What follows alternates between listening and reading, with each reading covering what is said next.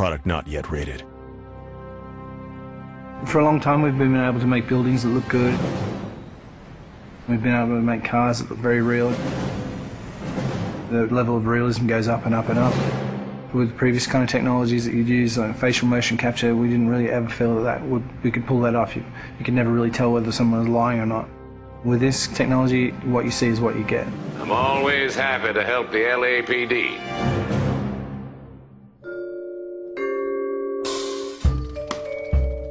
We started research on it about 5 years ago. Back then, only research groups were already doing it, this kind of 3D mesh generation from optical cameras. We thought that there might be some application for what we were doing, and this story is a detective story, so the believability of the actors' performances is key to gameplay. That's one of the key strengths of our system. We can actually see all the subtle features that animation traditional ones just can't do. Cole Phelps, traffic. What have we got? It's really acting a scene in two parts, the motion capture and then the motion scanning.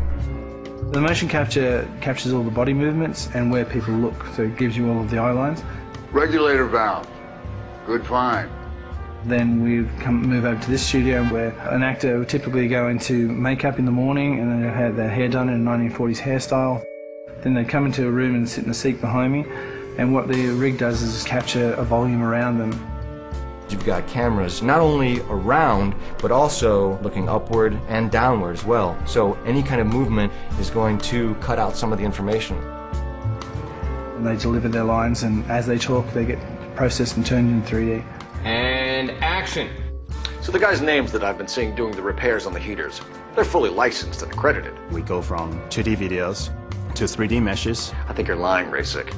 I think some of your men aren't fully licensed. To compressed versions for the game. I think some of your men aren't fully licensed. You're desperate to cover your sales. The level of detail is just so high that they're just like a real person in life. You're gonna lose your wife and probably end up in the big house. I hope she was worth it. Being in the depth analysis room is a process that most people have never experienced. It's such a new technology.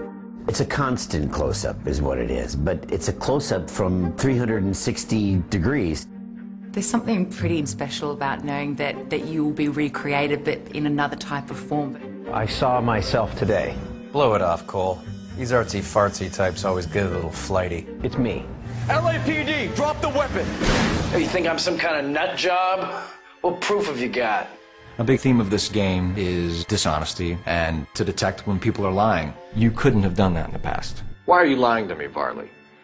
The better you are at reading people, the more things it'll reveal, and the story goes different ways if you do that. The only way you're going to get rid of me is to give me an answer. You're out of your depth here, detective, and you're asking the wrong questions of the wrong people. Having this realism really helps. You're literally talking to that person and then seeing how they behave by asking questions. Why did you kill Mrs. Terrellson? I have no recollection of the people I have killed. So what if I took a look around that car? You can't be accusing me of nothing. You've got the wrong guy.